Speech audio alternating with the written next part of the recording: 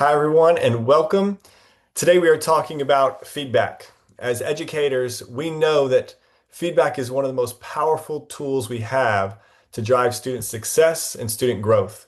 And yet, there's times where we feel like we're missing the mark, or we could engage and hone this tool a little bit more in our classrooms to support our students. And so, today, we're going to discuss four research-based practices for giving meaningful feedback to our students in practice to support them on their way to mastery and growth.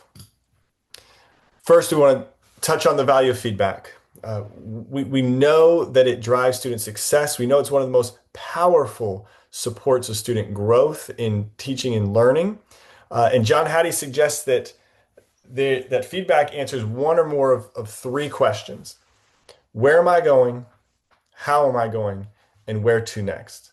These three questions are truly the catalyst to student growth from where they are to reaching potential for their next steps in the learning process. So, in order to unpack this, I've put together four C's of effective feedback for teacher to student feedback. The first one is culture, rooted in a growth mindset. The second one is clarity. Third, constructive feedback. And fourth, that it is continuous in nature and ongoing in our classrooms. So let's start with culture.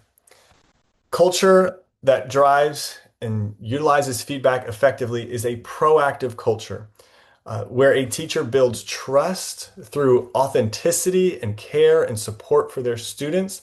This is truly a prerequisite for effective feedback. Uh, Feedback should be normalized in our classroom, and students should have the trust of the teacher to be open to hear feedback and hear next steps and actually desire to know where they want to go. And that begins with relationships. It begins with teachers who build trust as a two-way street with their students. As an example of this, there's a teaching strategy called My Favorite No. You may be familiar with this, but it's a strategy where a teacher may have students, and for example, let's use a math classroom, students work out a problem at their desks. And afterwards, the teacher will collect the students' work and they will choose one, not the right answer, but somebody who had the work or students who had the work incorrect. And they will display the work not as a means to shame, but as a means for students to now think critically about what went wrong and how to improve that work to help develop all students in their understanding of the concept or material. Now, that strategy only works if we have a growth mindset classroom and trust as a team of learners in the room.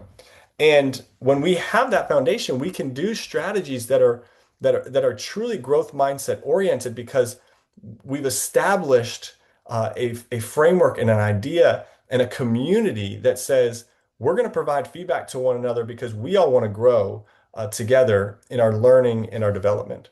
Well, that's proactive, and having a strong culture, I believe, is the foundational and most important piece in giving true and effective feedback to our students. The second one is clarity.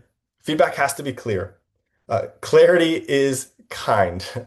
And I believe that when we're clear with our students, we are supporting their growth more quickly towards their next steps and towards their learning. So clear, specific, and actionable feedback that shows students their next steps and what success looks like helps move them forward.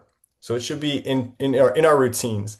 This illustration is silly but fun. The idea here is that the dog receives feedback and it says bad dog, right? That tells the dog that they were a bad dog, but it doesn't say what and why and how to improve. So the translation or what we can learn from this is that similarly in our classroom, sometimes our students, we may be quick to give feedback that simply says, this could be better, or that's not right, or improve this. But that doesn't give directions for our students of where to go next. So clear feedback says, here is where we were incorrect, but here's how we can move forward with some next steps to drive growth and steps forward towards uh, understanding the concept better.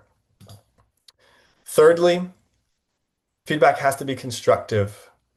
Um, Dylan Wiliam is a researcher on assessment and feedback, and he separates these two concepts of feedback. The first one being ego-oriented feedback, which is focused on the individual. So this type of feedback judges the student, which undermines motivation. You may hear phrases such as, "You are so smart," on the positive side of feedback, or "You are not so good at this." Right? These phrases are focused on the individual student and not the student's work that is taking place. This type of feedback undermines growth in learning. Conversely, Wiliam points out the idea of task-oriented feedback, which highlights what the student did well and what to improve next. For example, your claim here is clear, but let's add evidence. It gives students a clear idea of their current work or their current understanding or their current output, whatever it may be, and then it gives them next steps of where to go.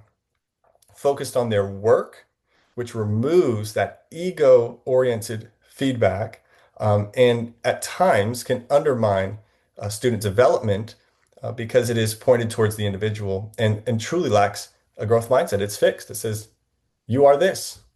But we want our students to move beyond that, to say, we want you to reach potential because we care and we believe and we know what you can do. And so we work towards task-oriented feedback. So we want to be constructive in nature. We want to be positive. We want to show our students that we are for them in the way we give feedback. And then the fourth one has to be continuous. We build in routines. Routines help our students to know what to expect. So feedback should be an ongoing process. It shouldn't take them by surprise. And we want to be intentional in timing too. The timing of feedback is so very clear and needed that maybe the moment a student finishes a presentation, they're not ready to hear the feedback that we need to give them. So being intentional about when and how we give feedback and even asking our students questions or one-on-one and say, hey, is now a good time to talk about some feedback, right? And of course, we've got to balance that with timeliness and grading and the expectations that come, but it's a question to be thoughtful about in caring for our students, setting up those expectations.